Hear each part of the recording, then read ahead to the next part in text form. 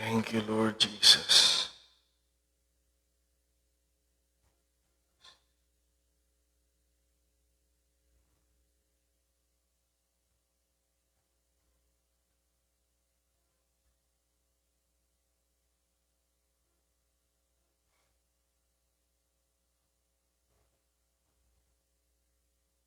Praise God.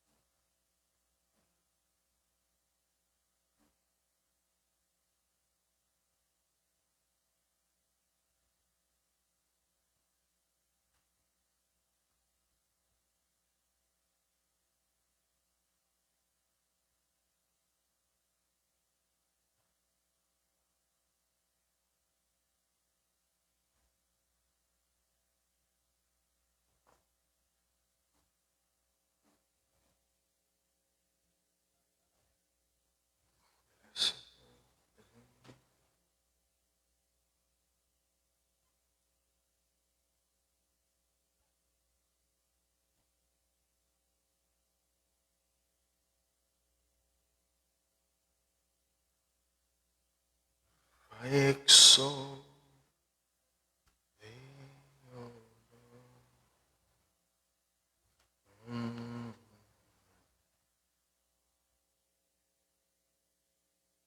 I exalt.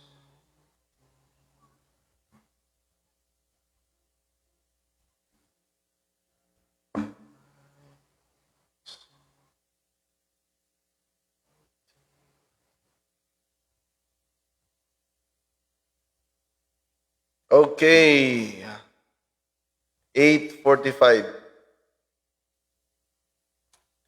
ng gabi, Philippine time, mga kapatid. Salamat sa Panginoong Diyos. Praise the name of the Lord. At muli tayong magkasama sa pag-aaral online, mga kapatid. Praise God. So, sa gabing ito ay binabati ko kayong lahat sa pangalan ng Panginoon. The name above all names, mga kapatid, sa pangalan ng Panginoong Jesucristo. Nawa mabuti po tayong lahat, ang ating kalagayan ay maayos. At kung hindi man, dahil walang excuse sa pagsubok, manatili lang tayo sapagkat maayos din ang lahat sa Panginoon, mga kapatid. Praise the name of the Lord. Salamat sa Diyos. So, sa hindi pagtatagal, mga kapatid, ay dumako na tayo sa pag-aaral upang ma-maximize natin yung time. At nawa ay may kapulutan tayo ng aral. Sa tulong ng Panginoon, sa kanyang salita, ay sigurado mayroong aral. At ang dalangin natin at hiling ay ang kaliwanagang nagmumula sa Kanya at karagdagang kaalaman. Sa gabing ito, mga kapatid, ay ma-acquire natin yan sa pagdulog natin sa Panginoon. Kaya manalangin tayo. I invite you now to come before the Lord in prayer, mga kapatid. Magkakahiwalay man tayo ay ang Diyos ay nasa lahat ng dako na maaari nating makasama sa oras na ito, mga kapatid. Amen. Maging mga kapatid natin dyan sa overseas, UPCIFF ay lumulog tayo sa Panginoon, mga kapatid, at hilingin natin ang gabay at direksyon ng Panginoon, lalo na ang kalooban niya na maghari at maganap sa ating mga buhay, mga kapatid. So let us pray, mga kapatid. Lumapit tayo sa Panginoon. Oh, praise your holy name, Lord. We bless your name, Jesus. Salamat po sa gabing ito, Panginoon. Salamat sa kabutihan mo, Panginoon, sa iyong biyaya, sa iyong habag, sa iyong kagandaang loob, sa iyong pag-ibig, sa iyong salita, sa iyong pangako, sa iyong kapangyarihan, Panginoon. Maraming salamat. At sa buhay na pinagkaloob mo sa amin, maraming salamat sa maghapon ng pag-iingat at proteksyon na ginawad mo. Maraming salamat, Panginoon. At maging sa oras na ito ay nagpapasalamat kami sa pagkakataon na kami po ay magkatipon, magkaisa sa pag-aaral, Panginoon, sa iyong mga salita at ayon sa iyong kalooban. Lord God, igawad mo ang kaliwanagan sa bawat isa sa amin sapagkat limitado po ang aking kaalaman. Wala po akong magagawa sa aking sarili. Umaasa kami sa iyo, O Diyos, na ikaw lamang po ang makakapagbigay ng kaliwanagan patungkol sa iyong mga salita. Kaya Lord, I pray sa amang dako ang iyong mga anak, Panginoon, ang kaliwanagan mo, Panginoong Diyos, ay sumaaming lahat, Panginoon.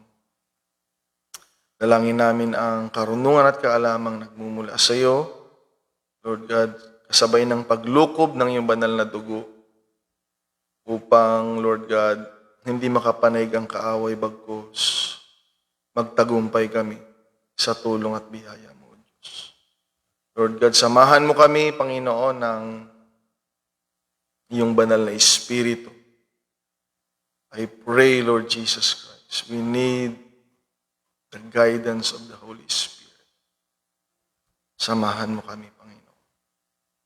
At maging pagpapala, Panginoon, ang aming pag-aaral sa gabing ito. We thank you, Jesus. We thank you, Lord. Habang sinasaway din namin ang anumang gawa ng kaaway, anumang kasinungalingan na narinig at turo ng kaaway, Panginoong Diyos, laban sa iyong salita. Sinasaway namin ito, Lord God, at binibigyan ng kapangyarihan ng salita mo na magkakalob sa amin ng katotohanan, Lord God. Salita mo, Diyos, na magbibigay sa amin ng pananampalataya. Purihin ka, Panginoon, sambahin ka, lawalating ka sa gabing ito, Lord, as we claim the victory, Lord, sa gabing ito. We love you, Lord, we praise you. In the name of the Lord Jesus Christ, we pray. Amen and amen. Now unto the King, eternal, immortal, and invisible, the only wise God, the honor and glory forever and ever. Amen. So muli mga kapatid, pagbati sa ating lahat ngayong December 17. Amen. Medyo lumalamig na ang panahon mga kapatid. Marami na ang sinisipon at nagkakasakit. Okay, so nawa ang spiritual natin ay huwag magkasakit mga kapatid. Amen. So, ang biyaya ng Panginoon ay sumaatin. Ang kagalakan nawa sa kanyang salita ay manahan lagi na sa ating mga buhay. Purihin ang Panginoon sapagkat hindi lamang tayo nabubuhay, mga kapatid, sa pagkain, kundi ang totoo bilang mananampalataya ay buhay natin at kalakasan ang salita ng Panginoon. Marami sa atin ay pagod. Amen. Masakit ang katawan. Hindi ko alam kung ano ang inyong kalagayan, ngunit kagalakan nating lahat, mga kapatid. Anumang pagsubok, kagalakan natin lagi na ang salita ng Panginoon, mga kapatid. Okay, so ang ating Tuesday Mana, ngayong December 17, 2024, mga kapatid, ay ating pinagpapatuloy ang ating series na Life in the Faith. Ang buhay, the life in the faith.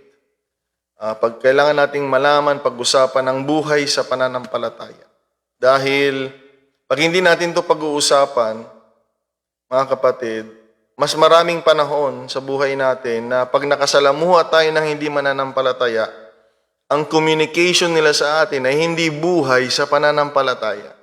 Kung hindi buhay, kung paano mabuhay na ayon sa sanglibutang ito, mga kapatid. Kaya napakahalagang talakayin ang buhay natin bilang mananampalataya. Okay? Dahil hindi naman tayo araw-araw nagba-Bible study. Excuse me, hindi naman tayo araw-araw nagsiservice, mga kapatid. Okay? Kaya mas maraming panahon at pagkakataon na pwedeng i-communicate tayo. Maaari ng kaaway o ng mga hindi mananampalataya. Amen, na salitain ang buhay ng buhay labas sa pananampalataya. At pag lagi yun ang maririnig natin, kahit nga sabi nila, kahit ang kasinungalingan, pag lagi mong naririnig, parang totoo na yan sa'yo balang araw. Kaya mas maganda sigurong sanayin natin bilang mananampalataya, na tayo po ay mag-communicate. Ano ba ang buhay sa pananampalataya? At salamat sa Diyos at nabiyayaan tayo ng ganitong lesson, mga kapatid. Okay, ang teksto natin ay nasa 2 Corinthians chapter number 13, verse 5 and 6. Bilang manampalataya, ito po ang salita para sa atin. Examine yourselves as to whether you are in the faith. Yan ang ating kailangan nating i-check lagi na. Okay? Hindi yung kung sino-sino. I-check natin yung sarili natin kung nandiyan pa ba tayo. Ang buhay ba natin ay nasa pananampalataya pa. Test yourselves. Do you not know yourselves that Jesus Christ is in you? Unless indeed you are disqualified or reprobates. Sabi dito sa translation. Ngunit sabi niya sa verse 6, but I trust that you will know that we are not reprobates or disqualified. Sana nga, mga kapatid, dahil pag reprobate talagang wala na yan.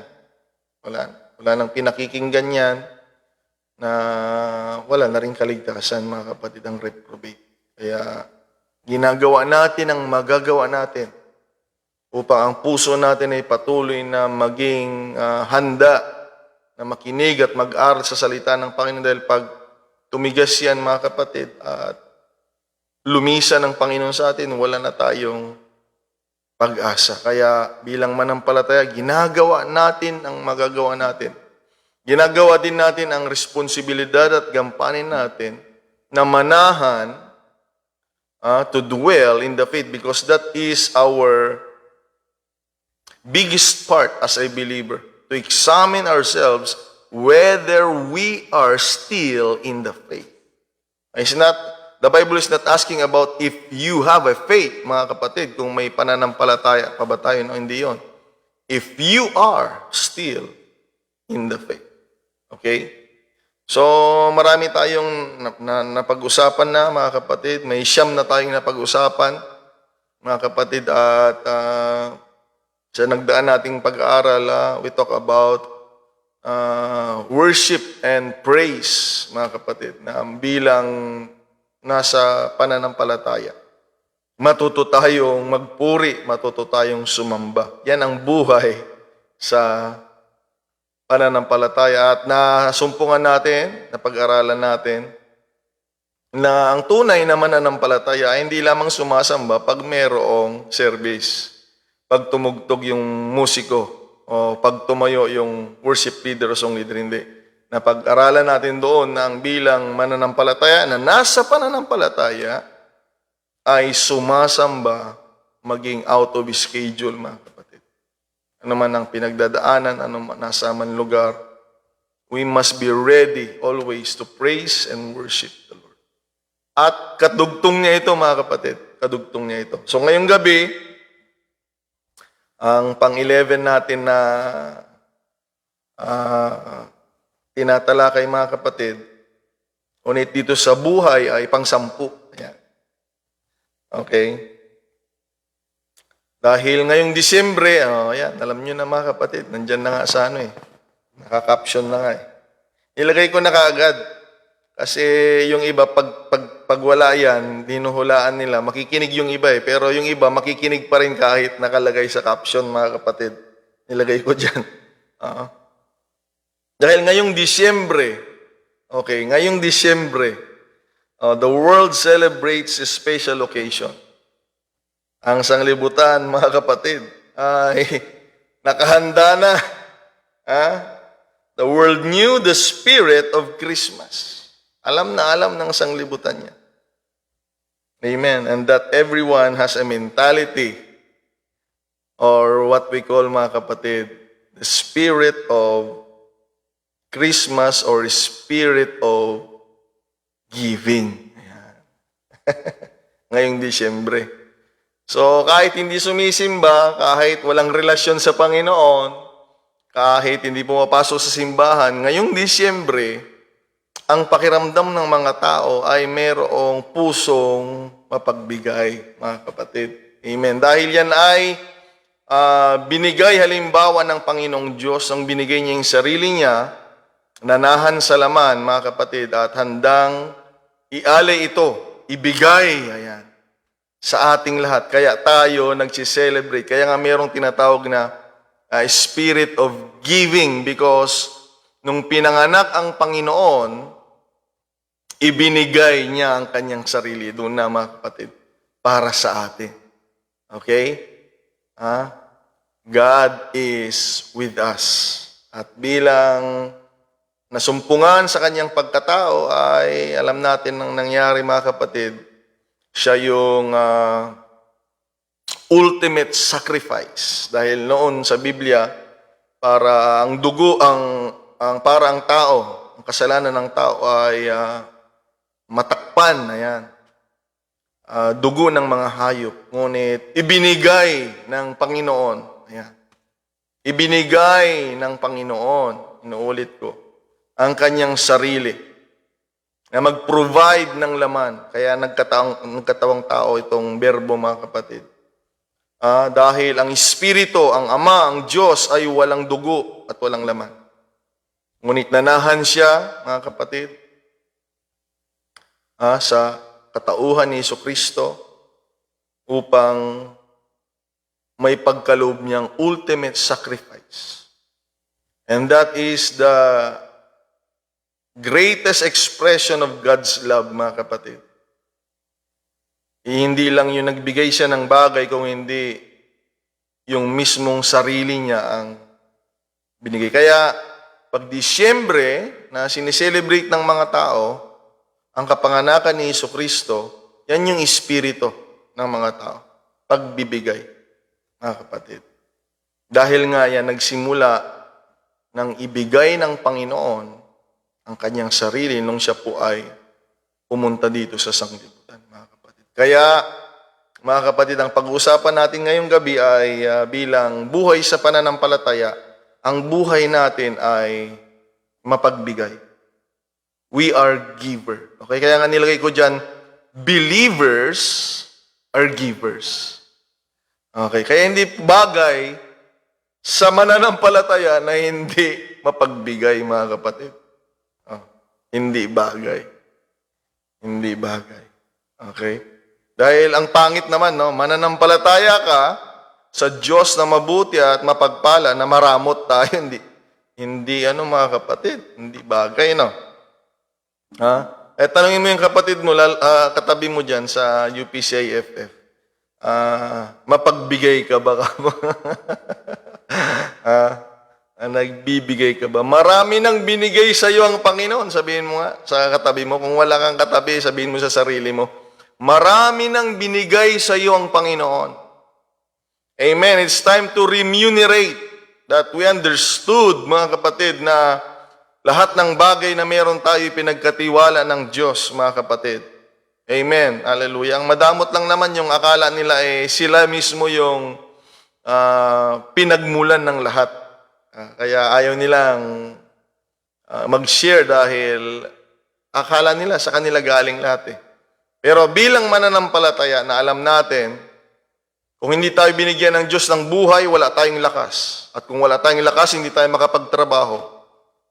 Kung hindi tayo binigyan ng trabaho ng Panginoon, ay hindi tayo magkaroon ng pagkakataon na tumanggap ng mga pananalapi at kung ano pa mang mga bagay. At minsan, tandaan nyo ito, mga kapatid, minsan, I will correct you now. Minsan, o mas marami, na hindi lamang galing sa trabaho mo yung tinatanggap mo. Ito, patotohanan nyo ito sa Panginoon. Marami tayong tinatanggap. Minsan, hindi galing sa sahod natin. May mga ginagamit ang Diyos na tayo tumanggap, mga kapatid. Minsan hindi lang tayo, huwag mong sasabihin na ang pera galing sa trabaho. Hindi po totoo yan. Kahit may trabaho ka, may nag-aabot sa iyo ng pera. Minsan sapatos, minsan damit na bago. May paraan ng Diyos, mga kapatid. Amen. Mabuti ang Panginoon natin. Kaya ulitin ko, sabihin mo sa katabi mo at sabihin mo sa sarili mo, marami nang binigay sa iyo ang Diyos. Sabihin mo. Sabihin mo, kung mag-isa ka dyan, sabihin mo, marami nang binigay sa iyo ang Diyos. Kaya sabihin mo, huwag kang madamot. Dahil believers are givers, mga kapatid. Amen. Ang tunay na mananampalataya ay marunong magbigay. At ito ang talakayin natin, mga kapatid, sa gabing ito. At bagay na bagay ito dyan sa UPCFF dahil hindi talaga namin to tinuturo sa inyo ng talagang bikbikan Late na namin na ituro sa inyo ito, mga kapatid, ang pagbibigay. Dahil ang priority naman namin ay magkaroon muna kayo ng kaunawaan sa Panginoon, maligtas tayo at magkaroon ng relasyon sa Panginoon, mga kapatid. So we will talk about life in the faith. We are givers. Sa buhay sa pananampalataya, hindi lang tayo tumatanggap. Okay? As a believer, dwelling in the faith. Okay?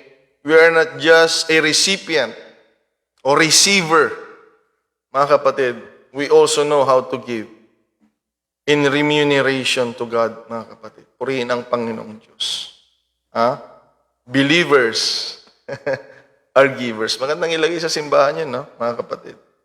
Amen. Ang pundasyon natin ay ang salita ng Panginoon. At siyempre, bilang sinasabi natin tayo ay nakalinya sa mga unang mananampalataya, tignan natin yung kanilang pagtuturo. Tignan natin yung kanilang ginagawa. Nung nagsimula ang gawain ng Panginoon, mga kapatid, sa Book of Acts, okay? Na ito muna yung turo, mga kapatid, ni Pablo sa kanila at paalala. In the book of Acts of the Apostles, mga kapatid, chapter 20, verse 35. Sabi ni Paul, bago siya lumisan sa mga kapatiran, sabi niya, I have shown you in every way by laboring like this, that you must support the weak. Okay? Pag narinig kasi natin yan, nangunawa natin yan, pag may nanghihina, buhatin, no? Ayan, no? Pag may nanglulupay-pay, ilagay siguro sa upuan. Yun siguro yung naiisip natin, no? Pero yung kasunod niya, tingnan ninyo, mga kapatid. And remember the words of the Lord Jesus, sabi niya, that He said, it is more blessed to give than to receive. So, hindi lang ito yung pag-alalay ng mahina. Ibig sabihin ng pag-alalay dito ay pag-extend ng tulong po, mga kapatid. Hindi po sinabi dito na it is blessed to give than to receive. Pansinin niyo ito, it is more blessed to give than to receive. It is more blessed to give. Kaya nga, bilang mananampalataya, naiintindihan natin ba't tayo nagbibigay. Dahil mamaya, maunawa natin mamaya, hindi kawawa ang totoo, yung totoong mapagbigay, yung sumusunod talaga sa Panginoon. Hindi talaga yan papabayaan ng Diyos, mga kapatid. Mamaya, malalaman natin, mga kapatid. Ganyan ang mananampalataya. Kaya nga, nung marinig nila itong turo na ito, sana maunawaan din natin ito ngayon, naintindihan nila, inabsorb nila na ang pagbibigay pala ay hindi kawalan, kung hindi, lalong pinagpala ang nagbibigay. It is more blessed to give than to receive. Okay? Hindi blessed, hindi blessed. More blessed to give than to receive, mga kapatid. Kaya nga, tingnan niyo sila sa early church. Kaya minsan it is very unfair na binabagay natin yung sarili natin sa church na one God. Ayan, kailangan pareho, one God. Worship, pareho, maingay, ganyan. Ano pa, mga kapatid? Fellowship, ano pa? Tinitignan talaga natin na ganito sa church, nabubuhay ng may kabanalan, nagbabautismo sa pangalan ni Jesucristo sa kapatawaran ng kasalanan. So tinitingnan natin yan. Pero bakit pagdating dito sa pagbibigay, bakit di natin tinitignan? At ang ginagawa ng iba, gumagawa sila ng sarili nilang paraan ng pagbibigay. Kaya tingnan natin sila. Kaya dito nyo maiintindihan kung bakit ganun na lang sila magbigay dahil alam nilang lahat bilang mananampalataya na nasa pananampalataya, mga kapatid, na it is more blessed to give than to receive. In the early church, mga kapatid, in Acts chapter 4, let's begin in verse 34. Ang sabi dito, that there were no needy persons among them. Tandaan niyo yan, mga kapatid. Tandaan niyo yan. There are no needy persons among them, for from time to time, those who owned land or houses sold them, brought the money from the sales, and put it at the apostles' feet. Binibenta nila yung ari-arian nila, lupain at kanilang mga bahay. Kaya nga, wala na silang inuuwian eh. Doon na sila, araw-araw na sila nagpe-fellowship, mga kapatid. Araw-araw. Araw-araw. Kaya wala na silang time sa sanglibutan. Wala na silang time na magtrabaho dahil nakafocus na sila sa Panginoon. Tingnan ninyo, sasabihin mo, mga baliw pala sila, pastor eh. Di kawawa na sila. Tignan natin, maigi, mga kapatid. Tignan natin. Ganyan naman ang mananampalataya eh. Sa tingin ng hindi mananampalataya ay mga baliw. Ang tingin nila sa ating mga mananampalataya, lalong-lalo na itong original na church na tinayo ng Panginoon, parang mga baliw. Tinitinda nila ang kanilang mga bahay at kanilang mga lupain. Hindi para ibulsa nila. Kung hindi, tingnan nito yung nakakalungkot. Itinda nila at ilagay nila sa mga apostoles, sa paanan ng mga alagad. Grabe ang pananampalataya nila sa Diyos. Grabe ang tiwala nila sa Diyos. Na hindi katulad ngayon, mga kapatid. Saan mo gagamitin, pastor? May mga ganyan eh, no? Saan kaya gagamitin ni pastor? Para namang isusugal ba? Naaawa ako sa mga taong gano'n na hindi nila naiintindihan, mga kapatid, ano? And it was distributed to anyone who had need. 36, Joseph, a Levite from Cyprus, whom the apostles called Barnabas, which means son of encouragement, sold the field he owned, nagtinda ng bukid, and brought the money and put it at the apostles' feet. Grabe, mga kapatid. So yung ginagawa nila ay hindi lamang ginagawa ng pili. Ginagawa talaga ng mananampalataya ito. Ang masakit, mga kapatid, hindi na natin ito mabubura. Kaya pasintabi na lang kung ayaw niyong marinig ito. Hindi mo na mabubura sa Biblia ito. Mamatay na tayo mamaya, hindi pa bumalik ang Panginoon. Ito pa rin ito. Mga kapatid, na ganyan ang mga tunay na mananampalataya na nabubuhay sa pananampalataya. Pero pansinin niyo ito, mga kapatid, because of their giving, God blessed them. In verse 34, pansinin niyo ito, mga kapatid, no one is lacking among the believers. Grabe.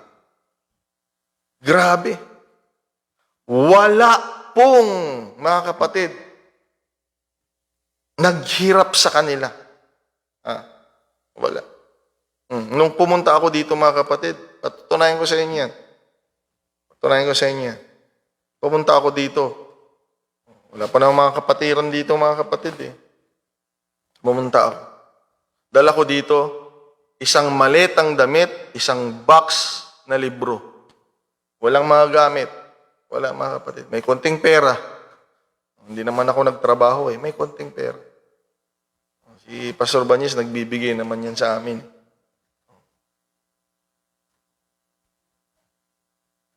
Noon, nung nandudod pa ako. Mga iniisip niyo, nagbibigay pa rin kayo. Napunta ako dito, mga kapatid. Sinong membro ba dito noon? Mayroon naman siguro, isa, dalawa. Pero may time nga, pag nagsiservice kami, nagtuturo ako. Mga kapatid, minsan yung si Manang, Nida, isa niya. Minsan si Sister Joanne. Sabi ko, pwede magsabay na lang kayo para meron akong dalawang tinuturuan dito. So, mga kapatid, dumadaan tayo sa pagsubok. Kaya ang ginagawa ko noon, pag nagluluto ako ito, alam na nila. Ngayon kinukwento ko na, noon hindi. Ngayon kinukwento ko na sa kanila, alam na nila. Ang lagi kong niluluto, mga kapatid, ay adobong manok. Hihiwain ko yun ng maliliit. Ayan, hihiwain ko yun ng maliliit. Tapos, hindi yun mapapanis dahil iinit ko yun. Umaga, iinit ko yun ng hapon. Kukuha lang ako ng ilang piraso. Yun ang ulamin ko. Ang tagal kong ulamin yun, mga kapatid. Ang tagal kong ulamin yun. Pastor, kawawa ka naman. Hindi ako kawawa. Hindi ako kawawa. Dahil hindi ako pinabayaan ng Panginoon. Hindi ako pinabayaan ng Panginoon. Sabi ko sa kanila, dahil may mga kontak na tayo noon, nag-a-attend na, mga nagbi-business sila. Sabi ko sa kanila, pag nakita niyo akong pinabayaan ng Panginoon, huwag na kayong maglingkod. Pag nakita ninyo, oo nga naman, ako nagsasabi na pagpapalain tayo ng Panginoon, hindi tayo papabayaan ng Diyos. Tapos, mga kapatid, iba na itsura ko, mga kapatid, mukha na akong kawawa. Huwag na kayong maniwala pag gano'n, na totoong may Diyos. Kung sa amin mismo ay pinabayan. Kaya sabi ko sa Panginoon, patunayan mo sa kanila. Pakita mo, Panginoon. At salamat sa Diyos, mga kapatid. Hanggang ngayon, hindi ako pinabayaan ng Panginoon. Hanggang ngayon. May mga taong hindi nakakaunawa sa pagbibigay, pero makikita nila akong nabubuhay ng masaya at naglilingkod ng the best of my best. Dahil papabayaan tayo ng tao, pero Brother Gabi, tandaan mo ito, ang Diyos, hindi tayo papabayaan. Mayroong mga magmamalaki talaga na kapag wala ako dyan, hindi yan makakatikim si pastor ng ganito. May mga ganon.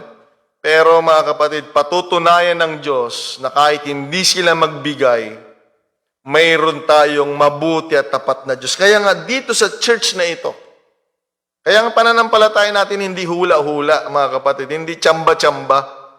Tingnan ninyo sila, walang nagkulang. In Acts chapter 4, verse 34, that there were no needy persons. Wala pong kawawa na mapagbigay. Walang kawawa.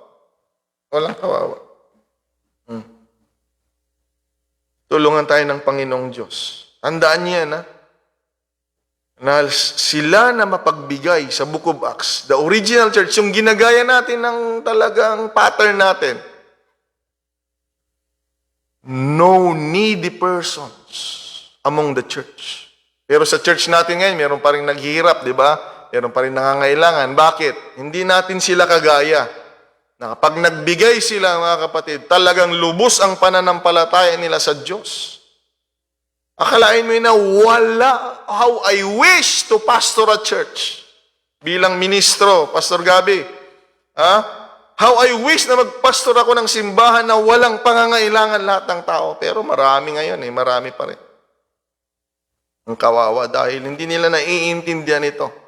Dahil nga nakapattern yung buhay nila, ayan, sa ino-offer ng sanglibutan. Ganito para yumaman, ganito para sumagana. Mga kapatid, meron tayo bilang mananampalataya. Dito tayo sa Biblia po. Dito tayo sa salita ng Diyos. Tandaan niyo yan, no one is lacking among them. Sa lahat ng mapagbigay dito sa Biblia, hindi nagkulang ang Panginoon. Biniyayaan sila ng Diyos. Mabuti po ang Diyos natin, mga kapatid. Kung nakakaunawa tayo na magbigay at tumulong, higit na mabuti ang Diyos sa kaya nating gagawin. Tandaan niyo yan. Huwag tayong magdadamot, mga kapatid. Higit ang kayang ibigay ng Diyos sa kaya mong ibigay. Tandaan mo yan. Tandaan natin yan, mga kapatid. Malapit na ako magagalit. Huwag tayong magdadamot. Marami na tayong tinanggap sa Diyos. At anumang bagay na yan, huwag mong ipagdamot sa Panginoon dahil higit ang kayang ibigay ng Panginoon sa atin. Believers are givers. Tandaan mo yan. Purihin ang Panginoong Diyos. Pero sa last day, ito na, pasama na ng pasama. Naabutan na tayo ngayon, mga kapatid. Ganun sila noon sa church pag nagbigay. Sobra-sobra, sagad-sagad. Walang nagkulang. Walang nangailangan. Ngayon, mga kapatid, tingnan niyo, in the last days, 2 Timothy chapter 3, verse 2. For people will love only themselves and their money. Grabe. NIV yata ito, NLT. Ulitin ko, ngayon, naabutan na tayo. Pasama na ng pasama. People now will love themselves, only themselves, and their money. They will be boastful and proud. Totoo nga yan, mga kapatid. Scoffing at God. They scoff, mga kapatid. Disobedient to their parents. And ungrateful. They will consider nothing sacred. Wala na silang pakialam sa sagra-sagrado. Mga kapatid. Ngayon, mismo oras ng gawain, kung ano nung ginagawa ng mga tao. Gusto kong i-share nga yung nakikita natin sa Facebook. Lumuluhod pa. Nagnanakaw naman. Oras ng gawain, mga kapatid. Grabe ang mga tao ngayon. Grabe. Dahil ang iniisip na lang ay sarili. Tulungan tayo ng Panginoong Diyos. They will betray their friends, be reckless, be puffed up with pride, and now listen to this, and love pleasure rather than God. Wag mo namang sabihin sa akin, kapatid, na mahal mo ang Panginoon. Nang wala kang naibibigay. Imposible po yun. Imposible.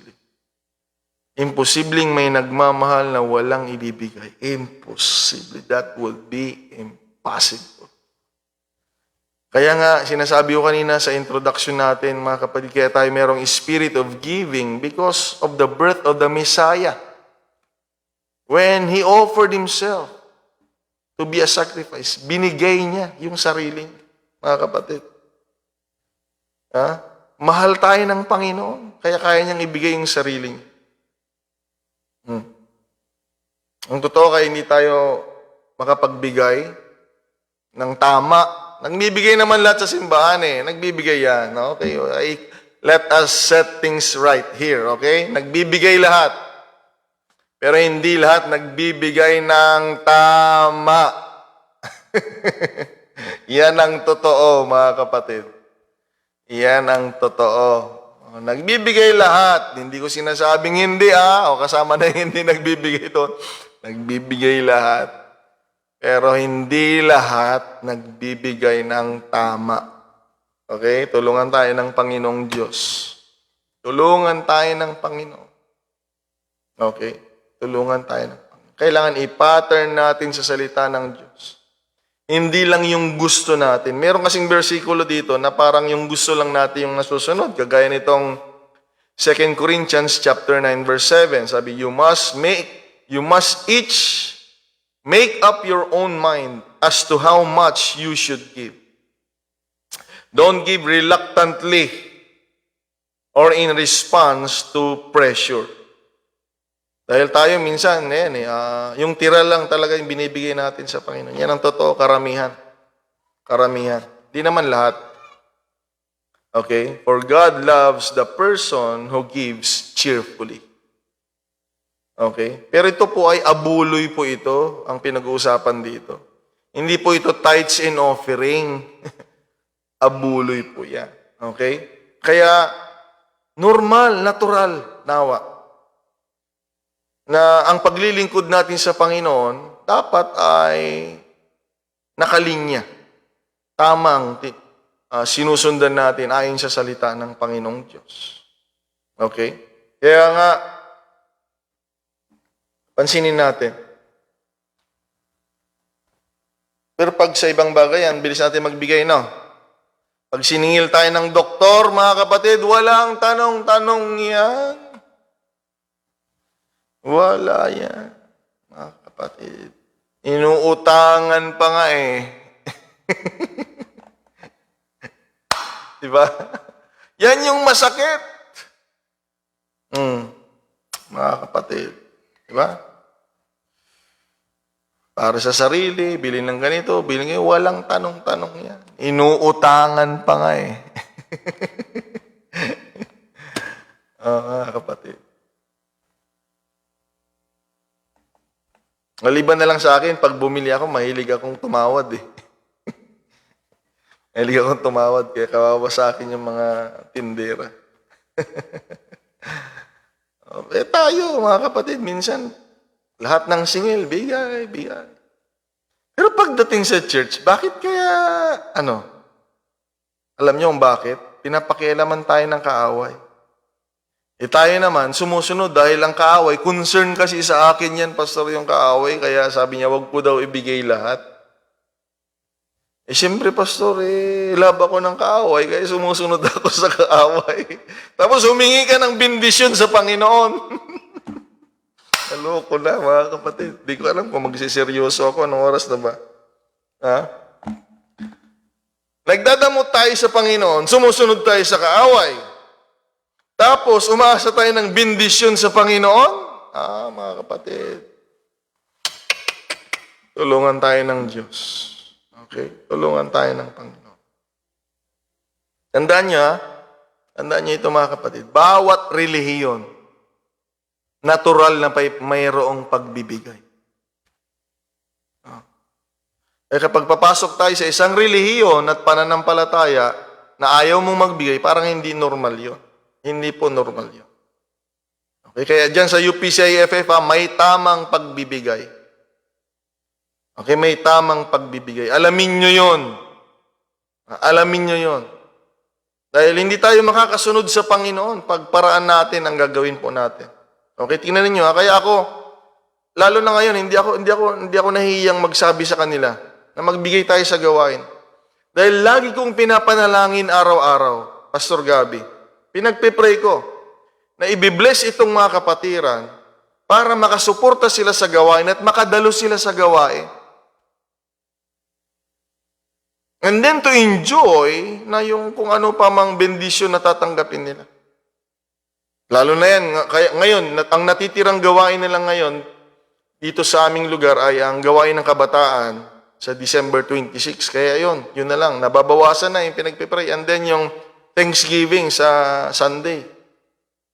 So pagpasok na naman ng January, meron na namang schedule yan the whole year.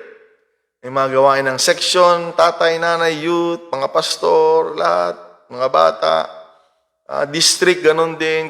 Meron kaming general conference sa Manila. Yan, I will pray again na i-bless tayong lahat ng Panginoon. Hindi para sa ating pleasure, kung hindi makapaglingkod tayo sa Panginoon. Masuportahan natin yung gawain. To bless you na pagdating ng Thanksgiving ay may extend tayo sa Panginoon. Ganun po ang panalangin namin. Dahil pag layaw lang, mga kapatid, hindi tayo ilalapit niyan sa Diyos. Kaya ang pray ko, Lord, bless mo sila para madaluhan nilang mga gawain nito, mga nanay, sa gawain ng nanay, mga tatay, and so on and so forth. Mga kapatid, hindi ako nahihiya na ituturo ito. Brother Gabi, ituro mo. Dahil, at least, pag humarap tayo sa Diyos, pag ginamit natin yung mga bagay na meron sa atin, pagharap natin sa Panginoon, hindi nakakaya. Kesa yung, alam mo yung pangangailangan sa gawain, maraming kulang, tapos yung pera mo natutulog sa bangko, bigla kang namatay. Pagharap natin sa Panginoon, Panginoon, love na love kita. Lagi ako nasa church, Panginoon. Lagi ako nagpipray. Oh, pero alam mo ba kung ba't kita binless, sabi ng Panginoon? Naintindihan ba natin yon, mga kapatid? At tandaan nyo, pag nagpagamit tayo sa Panginoon sa pamamagitan ng giving ministry, ang Diyos ay hindi liko, ang Diyos ay hindi matuwid, para kalimutan ang magagandang ginawa natin sa Panginoon. Kaya nga ako pumunta dito Ang laki ng tiwala ko sa Diyos na hindi ako papabayaan, mga kapatid. Kung alam kong papabayaan ako ng Diyos, hindi na ako nagtuloy dito. Salamat sa Diyos. Dito nabiyayaan na ako ng anak, pamilya, mga kapatid. At least meron na tayong pinapastoran na simbahan. Salamat sa Panginoon. At ngayon, meron tayong bunga dyan sa UPCFF. Purihin ang Panginoon Diyos. Ang Diyos ay hindi po nagpapabaya. Hindi po nagpapabaya. Amen. Kaya nawa ang kagalakan natin ay hindi lamang sa na meron tayo nito. Meron tayo niyan. Kung hindi, marunong din tayong magpagamit sa Panginoon ng meron sa atin. Ulitin ko, ituro natin ito, gawin natin ito, dahil pagharap natin sa Diyos, tandaan natin ito, pagharap natin sa Diyos, hindi niya tayo tatanungin kung anong ginawa natin sa mga bagay na wala sa atin. Tandaan niyo yan. Hintayin mo, pag umarap ka kay Lord.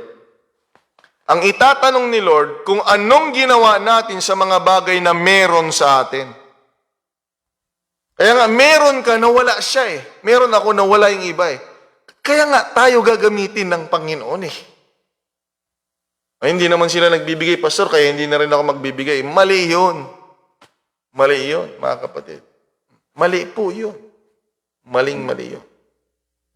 Ulitin ko, pagharap mo sa Panginoon isang araw, hindi niya tatanungin kung anong ginawa mo sa mga bagay na wala sa iyo. Ang itatanong niya, anong ginawa mo sa lahat ng meron ka na binigay ng Panginoon. Dahil alam niya, mga kapatid. Hindi ako nahihiya. Na pag sumunod ka, pagharap mo sa Panginoon, at least hindi ka mapahiya. Pagdating mo sa Panginoon, buti na lang sumunod ako sa tinuro ni Pastor, na narinig ko kay Pastor, pagharap ko sa Diyos, hindi tatanungin ng Diyos sa akin, yung mga bagay na wala sa akin, kung hindi ang itatanong talaga ng Diyos sa atin kung anong meron tayo na hindi natin ginamit para sa Kanya. Hindi Kanya hahanapan ng wala sa iyo. Ang Diyos ay matuwid. Ang hahanapin niya yung meron sa atin. Hindi ko dapat ikalungkot ito, mga kapatid, na ikahiyang ituro. Kayo po ang haharap sa Panginoon, hindi ako. At sana pag umarap tayo sa Panginoon ay may lakas tayo ng loob na ibinigay ko ang buhay ko sa iyo, Panginoon, at lahat ng sa akin. All that is within me, bless your holy name. Pero pag ikaw, mga kapatid, ay maraming talento, mga bagay, panahon, pananalapi, ari-arian, mga bagay na gamit, mga kapatid, na iyong sinasarili lamang ay hindi mo naintindihan na ang Diyos ay kaya kang pagpalain at suklian ng higit sa kaya mong ibigay sa Kanya, mga kapatid. Hindi mo naintindihan. Kaya nga, ang tunay na givers are the believers. Because believers are givers. Lalo na ngayon sa sanglibutan, Pasko na, mahirap maging madamot ngayon, mga kapatid. Amen. Baka may inatake na sa puso dyan, sabihin nyo, tatawag na tayo ng ambulansya. Hindi kami dapat mahiya na ituro ito. Mga kapatid, tingnan ninyo. 1 Corinthians chapter 9, verse 7. Who serves as a soldier at his own expense? Naintindihan ba natin ito?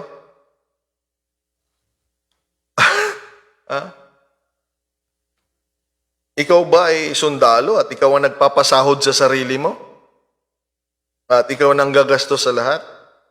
Sa'yo na lahat. Parang walang ganun, no? May inaasahan ka. Ayan. kapalit ng iyong pagpapagal. Lalo na ngayon, maraming benefits.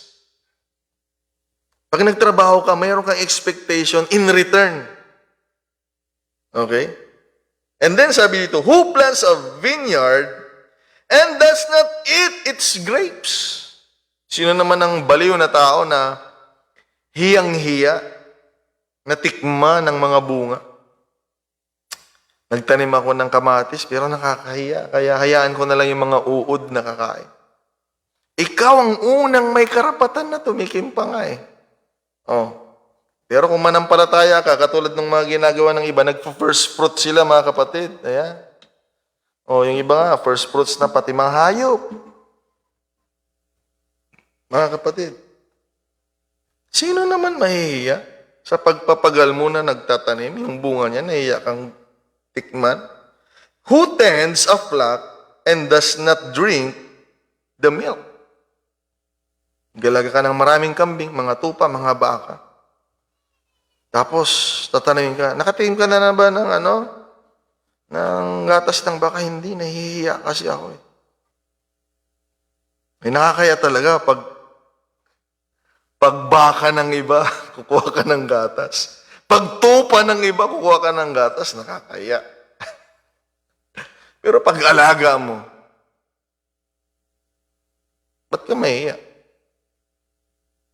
Kaya hindi kami pwedeng mahiya, mga kapatid. Mamaya, maintindihan niyo kung bakit. Verse 10, surely he says this for us, doesn't he? Yes, this was written for us, because whoever plows and threshes should be able to do so in the hope of the sharing in the harvest. May bahagi ang mga nagpapagal, mga kapatid. May bahagi. Oh. Inutusan nga kami ng Panginoon. Ayan, oh. Nagtatanim, nag-aani. May bahagi. Saan kayo nakakita, nagtatrabaho? Bawal kang kumuha niyan. Ang Diyos natin ay napakabuti. May bahagi ang mga nagpapagal. And then listen to me now, verse 11. If we have sown, kaming mga mangangaral, kaming mga ministro, if we have sown spiritual seed among you, is it too much if we reap a material harvest from you? Kapag kami bayan magbabahagi sa inyo ng mga salitang ikaliligtas, ikaaayos ng buhay, mga kapatid, at ikaliligtas, kapatawaran ng kasalanan, mga bagay espiritual. Kapag kukuha ba kami, sabi ng Biblia, ewan ko kung nabasa nyo na ito o takot kayong basahin ito at ngayon ay naririnig nyo na. Mga kapatid, is it too much if we reap a material harvest from you? Hindi, mga kapatid. Hindi. Hindi. Hindi po kami maliligtas sa bigas, sa isda, sa pera. Hindi nakakaligtas yan. Pero nakakatulong. Na kung kami tinalikuran ng aming sariling pangarap at wala kami sa mga lugar namin upang makatulong, maibahagi ang kalooban ng Diyos, ang kaligtasan, ang kapatawaran ng kasalanan. Mga kapatid, na marami sa ating mga pastor na nauna na sinasaluduhan natin ay talagang matagal nang nagpapagal. Hindi sila taga doon sa pinapastoran nila. Dahil para makatulong sa tulong ng Panginoon ay maabot sila ng ebanghelyo na ikaliligtas. Hindi naman siguro masamang tumulong din, mga kapatid. Huwag lang maling motibo ha. Huwag lang maling motibo. Yung iba nagbibigay kasi para hindi sila pagalitan. At bibigyan natin si pastor. Ginagamit dahil may kailangan. Pag wala ng kailangan, wala na, mga kapatid. Yung iba naman, bibigay para wag disiplinahin. Kaya ngayon, hindi na sila nagbibigay dahil dinidisiplina na sila. Hindi kami dapat, mga kapatid, huwag tayong mahihiya. Tinuturo po ito ng Biblia. Kung ito'y galing sana sa akin, wag ko nang ituloy, nakakahiya. Okay? Ito ay nagmumula sa Biblia. Ito ay nagmumula sa mga unang mananampalataya at ito ay nasang-ayon sa buhay pananampalataya. Let us swallow this truth right now, mga kapatid, that believers are givers. Okay? Kaya nga sabi ng Bible, examine yourselves if you are still in the faith, because believers are also givers. Are you grieving in giving? Ikaw ba ay nalulungkot sa pagbibigay? Mga kapatid, sobrang lungkot. Purihin ang Panginoon. Napakabuti ng Diyos at aking pagbibigay talaga. Ang bigat. Mga kapatid, hindi naman ganyan ng Diyos sa atin. Huwag tayong ganun, mga kapatid. Ha? Kung titingnan natin yung buhay ng mga mananampalataya, sa Acts chapter 4 kanina, ito, mga kapatid, itong ama ng pananampalataya, gamitin natin si Amang Abraham. The perfect epitome, example sa buhay pananampalataya. Minsan, sabi ko, hindi nyo naiintindihan kasi hindi nyo kami Ako nga naman, paano nyo kami maintindihan? Wala kayo sa sapatos namin. Subukan nyo kayang pumunta, sabi ko nga sa mga leaders dito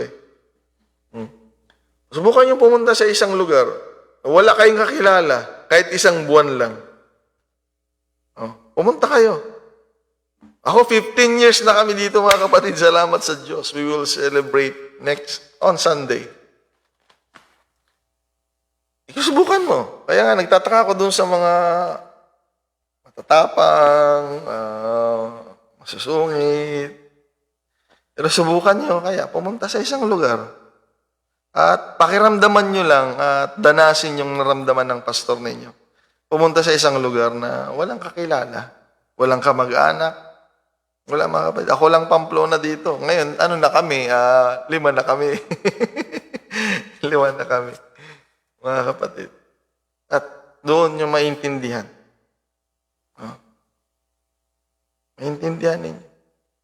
Sigurado, pag nasubukan yun, kahit isang buwan lang, sige, pumunta kayo. Yung mga very good sa church, pumunta kayo sa isang lugar na wala kayong kakilala. Subukan nyo kahit isang buwan lang. Babalik kayo dito ka. Baka yakapin nyo pa ako. Baka humalik pa kayo ka. Huwag lang halik ni Judas At sabihin ninyo, Pastor, naintindihan na. Tapos, hindi lang kami nagpapasyon, nagbibigay din kami, mga kapatid. Alam ko pa yung sinasabi ko dito. Gumagawa din kami. Magpastor na tayong lahat. Subukan natin, mga kapatid. Magpasalamat na lang kayo, kami na lang yung dumanas, no? At atin na lang kayo sa church. Puri sa samba, makipagkaisa, di ba mga kapatid? Pasalamat na lang kayo. Magkaisa na lang tayo kung ano ang takbo ng gawain. Okay? Dahil noon sila sa pananampalataya, nakakahiya tayo ngayon. Dahil sabi nga naman ng Timothy, we are lovers of ourselves and our monies on our days. Noon, tingnan ninyo, si Amang Abraham, hiningi ng Diyos yung anak niya. Okay sana kung yung anak mo 2,000. Ilan bang gusto mo dyan, Panginoon? Ang anak mo sana ay puro pasaway. Kahit saan na dyan, Panginoon. Gusto mo, lahat na sila Pero yun ay anak sa pangako at kaisa-isang talagang anak niya sa kanyang asawa.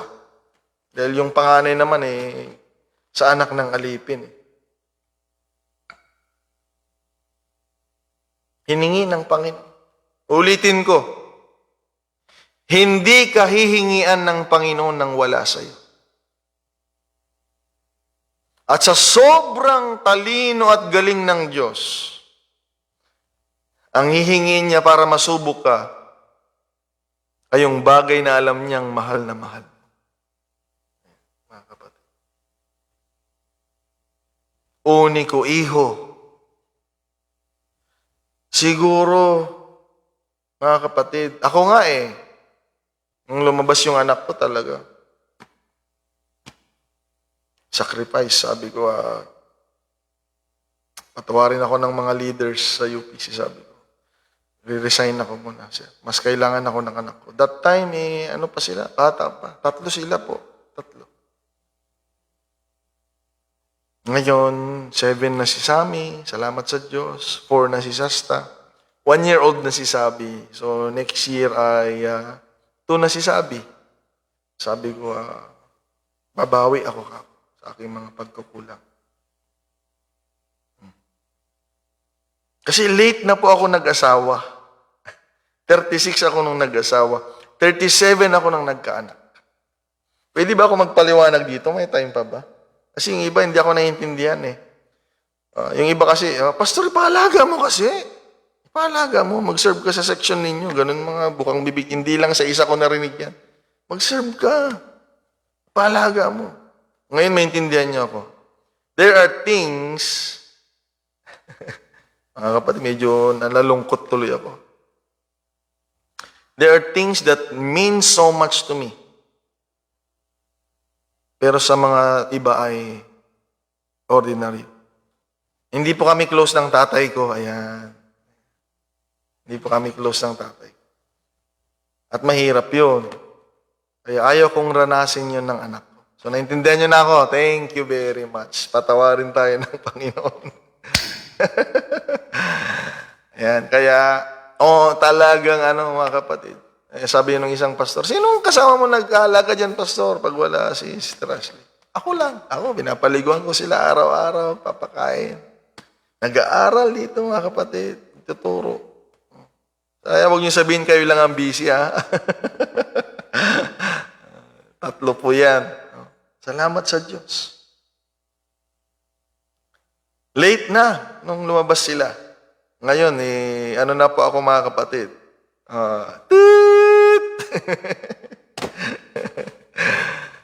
Tumatanda po tayo. Kaya naiintindihan ko si Abraham dahil lumabas si Isaac, hindi po siya teenager. Hindi siya 30 years old. Hindi siya 40 years old. Abraham is fading. His life is, we can say, he is in the brink.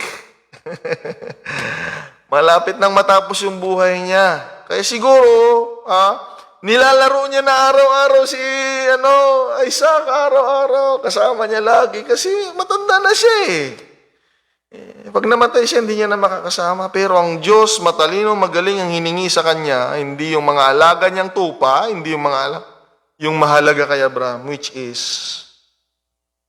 si Isaac.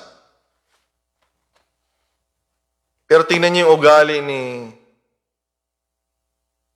Abraham, mga kapatid. Sabi ng Panginoon, punta ka sa ganitong lugar, ganito. May instruction ng Panginoon sa pagbibigay. Huwag tayong hula-hula, mga kapatid. Wag yung pastor, yung bibigay ko, kunin mo sa ganito. Walang ganon. Huwag kayong magbigay ng instruction sa amin. Pastor, kahit tayo pong susunod, sabi ng Panginoon, ganito, bukas, yan, sa lugar na ganito, hindi yung kung saan-saan na lang. Hindi niya inalay si Isaac kung saan-saan na lang. Doon sa sinabi ng Panginoon. Kaya ang pagbibigay, may instruction po yan. Huwag kang maliligaw, huwag mong dalhin sa ibang kabundukan. Sabi ng Panginoon, sa Mount Moriah. Okay? Tapos sabi ni Abraham sa kanyang mga alalay, ito mga kapatid, babasahin ko sa Genesis chapter 22 verse 5. Sabi ni Abraham sa mga alalay niya, stay here with the donkey. Yung kanilang sasakyan. Abraham told the young men, sabi niya, the boy and I will travel a little farther. We will worship there. And then we will come right back. Kukunin na ng Diyos yung buhay ng anak niya, pero para sa kanya, yung pagbibigay niya sa Diyos na masakit at mahirap. Pero sa Panginoon, gagawin niya yun na pagsasamba. The boy and I will go yonder and worship. Worship. At alam natin ang story. Tingnan ninyo, ha? Hindi ka hinihingian ng Diyos para mabawasan ka. Tandaan mo yan, mananampalataya. Hindi ka kinukuhanan ng Diyos para magkulang ka. Tandaan mo yan. That's a wrong notion. Sinusubukan ka lang ng Panginoon dahil higit yung ibibigay niya. Nung mapatunayan ng Diyos na ibibigay talaga ni Abraham si Isaac, tingnan ninyo kung gaano kabuti ang Diyos. Tingnan ninyo kung gaano kabuti. Wag na. Wag mo nang ituloy. Meron sa likod mo. Ayan, ang handog mo. Ang Diyos ay magsusupply. Ang Diyos ay magsusupply, mga kapatid.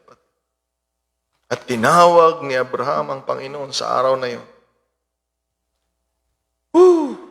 He serves Jehovah Jireh, the God who provides. And the same God we are serving, mga kapatid. He does really provides. Actually, magsalita tayo ng totoo ngayon sa harap ng Panginoon. Marami tayong hiningi sa Diyos na binigay niya. Yan ang totoo. Kaya huwag tayong magdamot. Ito pang isang totoo, mga kapatid.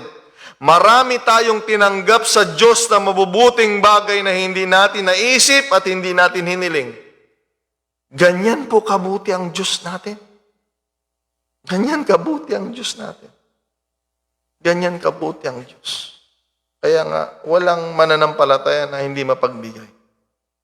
Okay, tulungan tayo ng Panginoon. Katulad dito, mga kapatid, sa ating pagtatapos. May time pa ba? Naku po, wala na. Tapusin na natin, ha?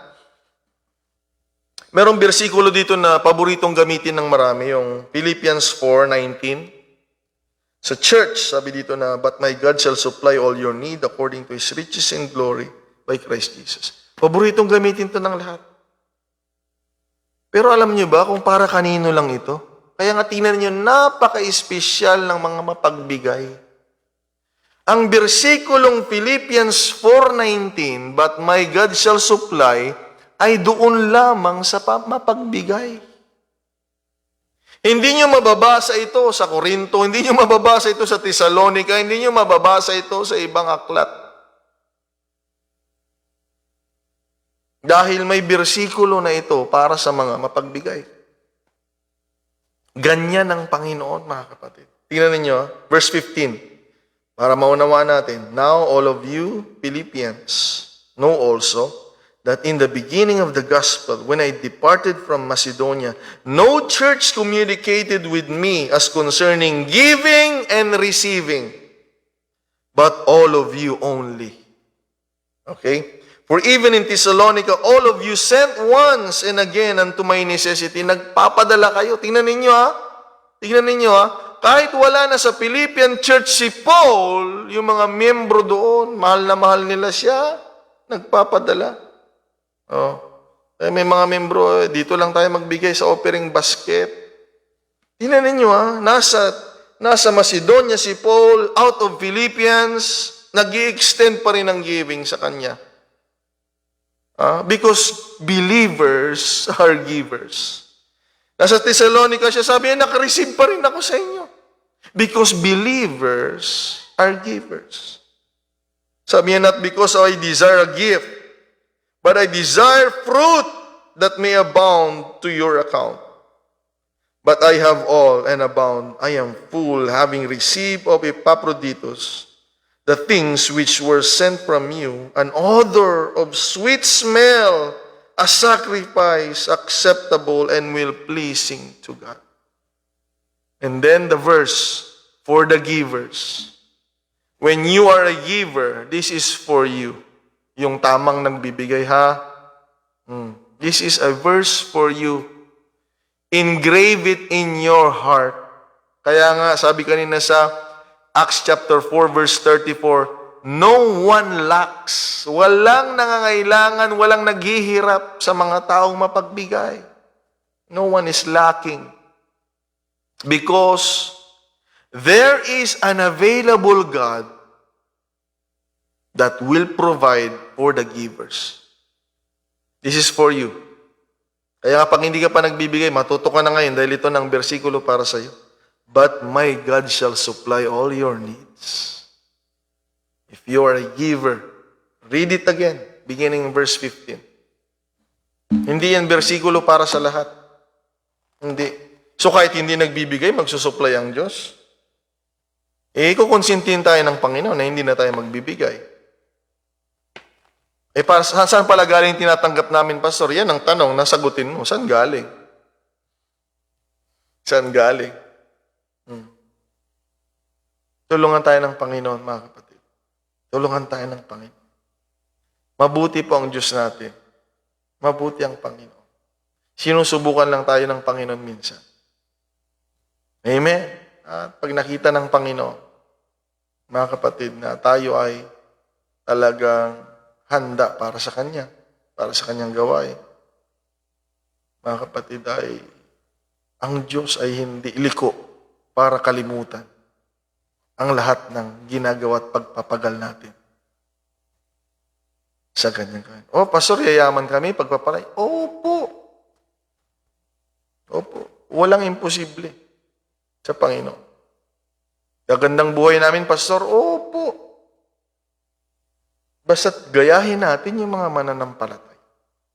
Hindi lang dumadalo, hindi lang nananalangin. Meron tayong mga gampanin bilang mananampalataya. Dahil ang totoo, mayroong tamang pamumuhay bilang mananampalataya. And tonight, mga kapatid, pwede bang ipakita natin sa Diyos na, Lord, hindi ako papayag na tagatanggap lang ako ng tagatanggap.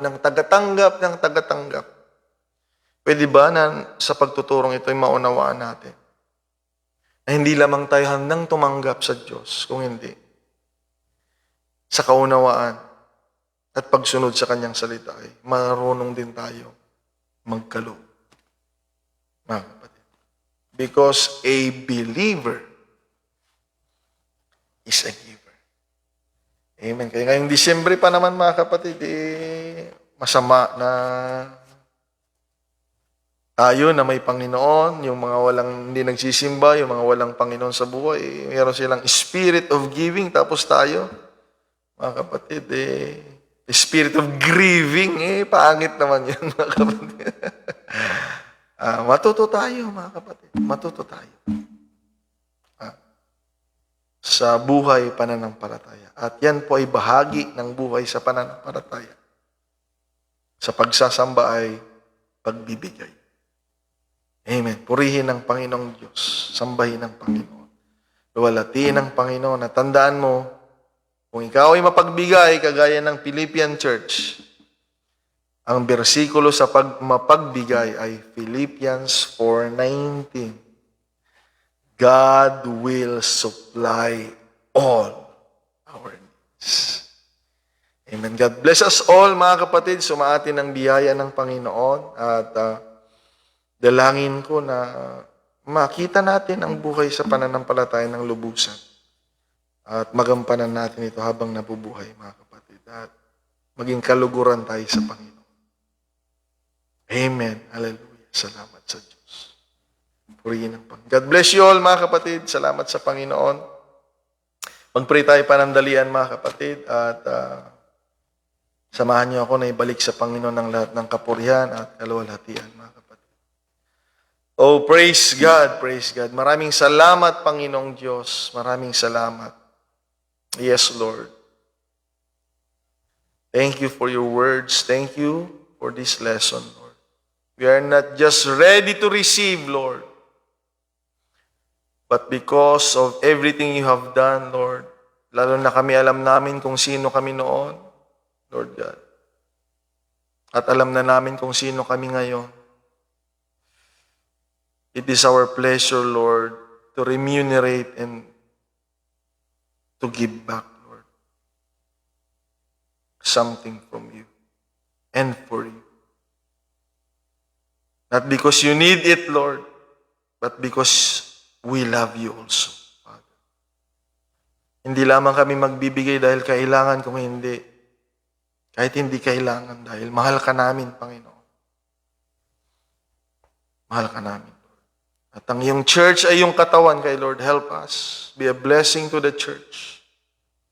Be a blessing to your people. The church is your body, Lord. Hallelujah. Use us, Lord, for your glory. To help your body, Lord. Hallelujah. Dahil alam namin kung gaano kakabuti sa aming mga buhay. Tulungan mo mga kapatid, Panginoong Diyos, makasunod sa iyong kalooban. At mapatunayan nila sa buhay nila na ikaw ang Diyos na hindi nagpapabaya. That you will supply the needs of your people. Kaya Lord, dalangin ko po, tulungan mo sila. Magpakilala ka, Panginoon, na ikaw pong Diyos na nagpapagaling. Anumang pangangailangan ng iyong mga anak ay kaya mong ipagkaloob, Panginoon. Lord Jesus, kagalingan, kalakasan, Panginoon, kaayusan, solusyon, bendisyon, Panginoon. Pagpapalang, material, pinansyal, Panginoon. Karunungan, proteksyon, Panginoon, at mga spiritual na bagay, Lord. Ipakita mo sa kanila, Lord, ng maliwanag na hindi po limitado ang kaya mong gagawin sa buhay ng mga tao masunurin sa iyo, Panginoon. At Lord, patunayan mo sa kanila na totoo ka sa iyong pangako, Panginoon, bilang mananampalataya kami sa iyong harapan, Lord. Bless your people, Father. Bless your church na makasunod po sa kalooban mo at makapaglingkod kami sa iyo. Bless your church, I pray, na kami po lahat ay makapaglingkod sa iyo. O Lord God, upang walang dahilan na hindi kami makadalo, hindi, Lord. Bless us for your service, for your pleasure. Bless us for your glory. Salamat, Panginoon, sa gabi ito. Bindisyonan mong buhay at puso ng iyong mga anak. Hallelujah. At ipaalala mo sa amin ang iyong kabutihan upang magampanan namin ang aming gampanin sa harapan mo, Panginoon. Ingatan mong bawat isa, Panginoon. Ilayo mo kami sa kapahamakan. At Lord, igawad mo, Panginoon, ang proteksyon at katugunan sa kanilang mga kahilingan, Panginoon. Hallelujah. Bless them, Lord, I pray. Salamat, Panginoon. We honor you, we praise you, Lord. Ito po ang aming dalangin sa gabing ito. Sa makapangyarihang pangalan mo, Lord. We glorify your name, Lord. We praise your name. In the name of the Lord Jesus Christ, we pray all these things. Amen. God bless you, mga kapatid. Purihin ang Panginoong Diyos. Hallelujah. Ang bendisyon ng Panginoon ay sumating lahat. Ang pagpapala ng Diyos ay sumating. Magpatuloy tayo at magkita-kita pa tayo sa gawain, mga kapatid, at paglilingkod sa Panginoon. Amen. Mag-ingat tayo upang ingatan din tayo ng Panginoon. Amen. Manahan tayo sa kalooban ng Diyos upang ang seguridad at kamay ng Diyos ay sumaatin. Pagpalain tayo ng Panginoon, mga kapatid. God bless you all. Purihin ang Panginoon. Thank you, Lord. Praise your name, Jesus. We love you. Praise God. Thank you, Jesus.